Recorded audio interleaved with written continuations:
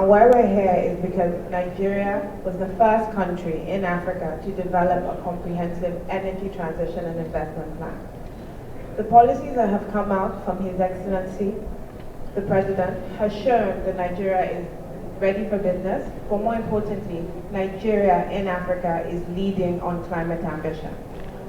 But one of the things that's very, very clear is that the amount of money needed for Nigeria to transition to net zero and a climate-friendly way is staggering.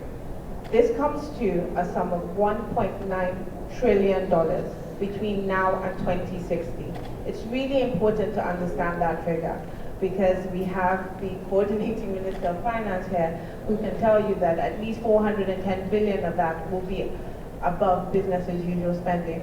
But Nigeria has shown the way. Nigeria signed yesterday with the German government and Siemens the plans to increase transmission and distribution. Nigeria is showing the way in terms of buses. The 100 buses that the FIRS chairman was talking about, the rollout to 1,000 buses has already started. And Nigeria is also leading the way in clean cooking and solarization of SMEs currently. Not because I'm just Nigerian, I would dare you to show me another country that has progressed so aggressively over the last few years in solar energy across the continent. Nigeria organically now has between 150,000 to 175,000 connections to solar energy, and this is because the capacity building of Nigerians to find the solutions in the sector has grown. It's really important to note that Nigeria is not looking for handouts, it's looking for investment. Nigeria is the single most important country in terms of the energy transition in the global south. Okay, maybe second to India and China if I'm going to be totally correct. But why we're here today is what are the different possibilities we have. I've been working alongside FRS and a lot of people here on the African Carbon Market Initiative. And what we found was that with deep analysis is there's a $2.5 billion opportunity for Nigeria to tap into. And Nigeria has been missing out on this because they hadn't developed the carbon market activation framework. So thank you so much, Your Excellency, for approving setting up this committee. We at Sustainable Energy for All at the UN will be supporting the FRS chairman on this. And we hope our next meeting is when we present the carbon market framework so everyone can benefit for carbon markets in Nigeria. The other key things that we're here today is to talk about electric vehicles. I think the chairman was being very nice by saying just 100 buses. It's not just 100 buses. It will be the largest fleet of electric vehicles in Africa. And that is a very, very important stance. Nigeria is always focused on cleaner energy and putting people first. And I'm very, very proud to be at this event today where we're focusing on not leaving anyone behind, especially in Nigeria. So thank you very much for listening.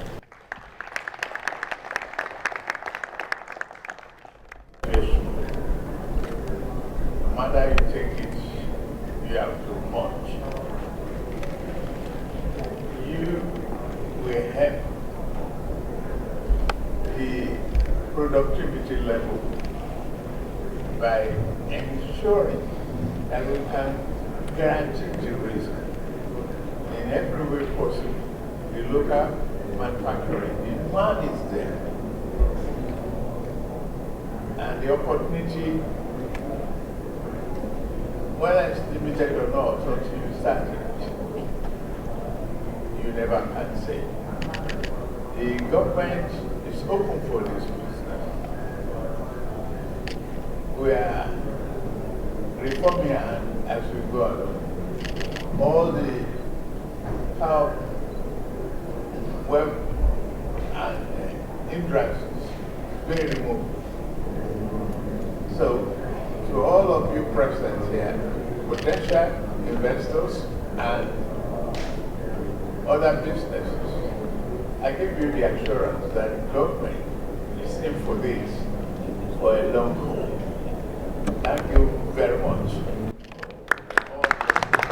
Transport accounts for about 15% of greenhouse emissions, and also we account about 3% of GDP.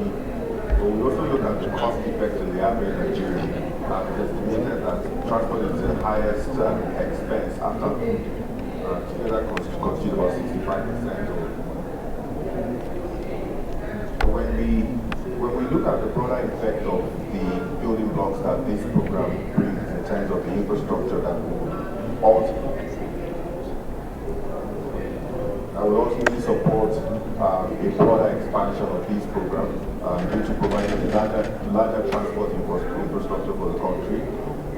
It is significant in terms of prosperity and job creation. I'll just quickly talk about the institution I represent, Infrastructure Credit Guarantee Company. We're established by the Sovereign Investment Authority, the Sovereign Investment Authority, alongside the International Development Financial Institutions. Infrastructure was established to mobilize long-term local currency financing from our pension funds. Today we have over 17 trillion naira in savings in our pension funds, and we need to mobilize that at scale to finance our development. We have true support guarantees enable up to 20-year financing in local currency. Examples are like the Lagos Zone that raised 20-year financing. We've also worked in partnership, which is very important, with the UK government to address risk, which is where we work with the FCU to provide lower cost finance and risk sharing. The capacity of the state, municipal bodies and transport utilities is very low. This is new technology, and you also need charging infrastructure, you also need maintenance, and you also a variety of things. And all these buses are completely digitized, so you need to have some.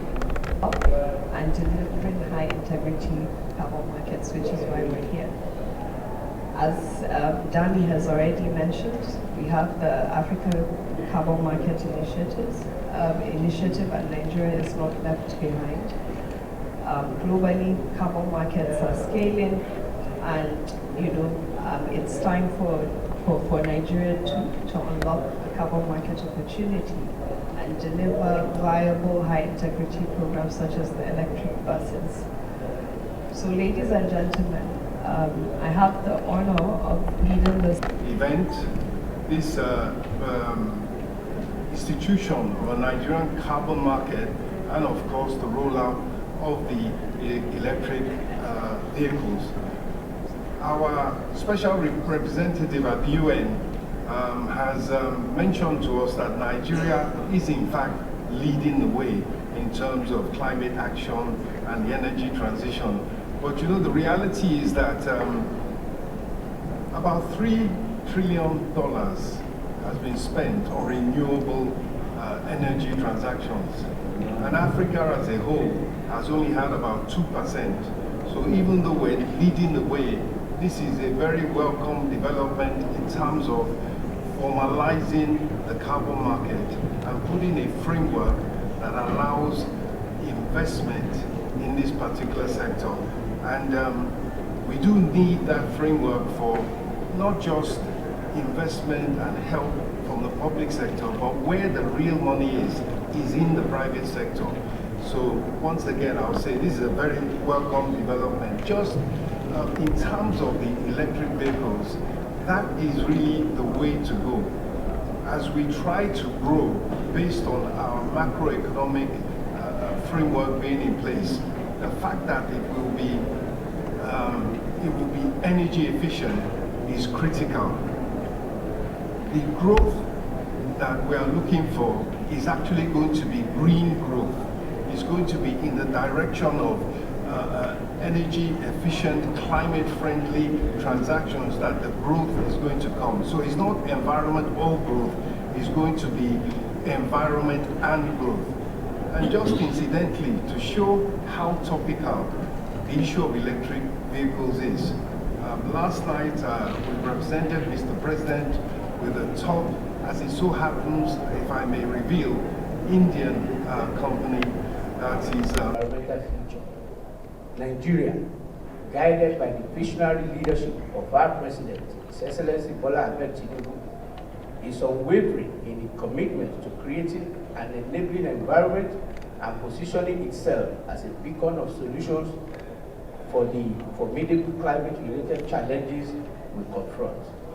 In a remarkable stride towards these commitments, I am thrilled to announce that Mr. President has recently given an approval for the establishment of Carbon Market Intergovernmental Committee This committee is dedicated to steering the Nigeria Carbon Market Admission Plan, a strategic initiative that underscores our determination to harness Nigeria's vast carbon potential through the implementation of efficient policies and framework.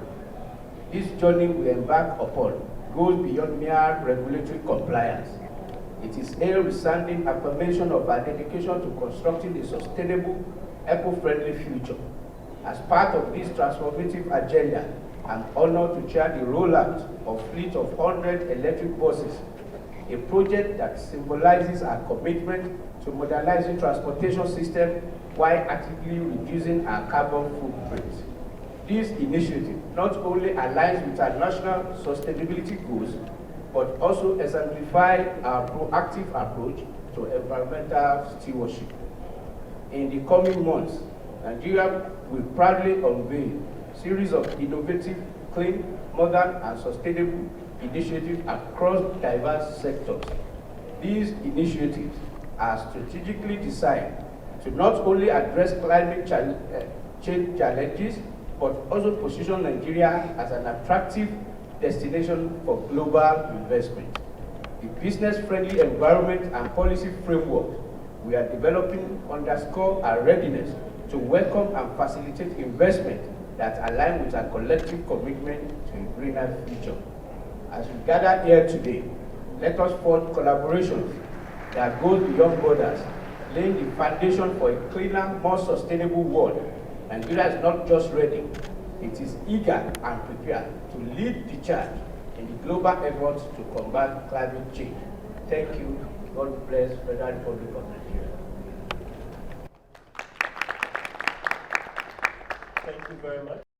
Mr. President, Excellencies, captains of the industry, other senior functionaries of the organization. It's first of all a great honor for me to be here and for inviting me. Essentially what I will try in a very few minutes, try and highlight what has been our learnings from India. India has started the electric vehicles program in 2017, in 2018. Our learnings are that whenever you want to create a new market, as Excellency, you are very well aware of it, the government has to show leadership. So among the first thing that India did was to pronounce policy that, look, we are going to have 30% new vehicles by 2030 as electric. So that was the first pronouncement that was done. If you also look at the electric vehicles program around the world, whether it is a developed country or a country like India, financial incentives are absolutely necessary. And the reason is the cost of electric vehicles is always slightly higher than the cost of the same equivalent IC engine vehicle. And the third is, for different classes of vehicles, we need different instruments. So that is the overall link. So 2019 government, before that in 2017, the government of India said, look, we will be the first ones to change our fleet to electric. And I was part of the government of India system. We did a tender for 10,000 electric cars, and we started to replace the government IC engine cars with electric cars. And we created this on a rental model, so that the government departments don't have to spend more amount of money than they were spending for hiring petrol and diesel cars. This became extremely successful, and it also showed what are the kind of regulatory unlocks that we had to do, and all that was done in the next 1 or 2 years. Then came in 2019, the $1.5 billion policy was set up, largely to incentivize two-wheelers, three-wheelers, and electric buses. Four-wheelers were excluded because we all felt that four-wheelers people will pick up on their own. Largely because, Excellency, if you look at anywhere in the world, the cost of operating an electric vehicle is always lower than the cost of petrol and diesel. So if there is a life cycle cost assessment, electric vehicles come really at the top. So the second aspect was, the second thing that we have to bear in mind is electric vehicles manufacturing is relatively very, very easy. a four-wheeler electric has about 11 moving parts as compared to about 1100 moving parts that a normal IC engine has. Which means the local manufacturing becomes very, very easy. If you look at the market segment of electrics, two-wheelers and three-wheelers in India, 40 to 45% of the vehicles are manufactured by startups, which are not more than 5 to 6 years old. So this also, Excellency, gives a massive employment opportunity as far as any country that picks up this program. So 2019, incentives were provided for 2 and 3 wheelers, and today, Excellency, the market is growing at a CAGR of about 20%.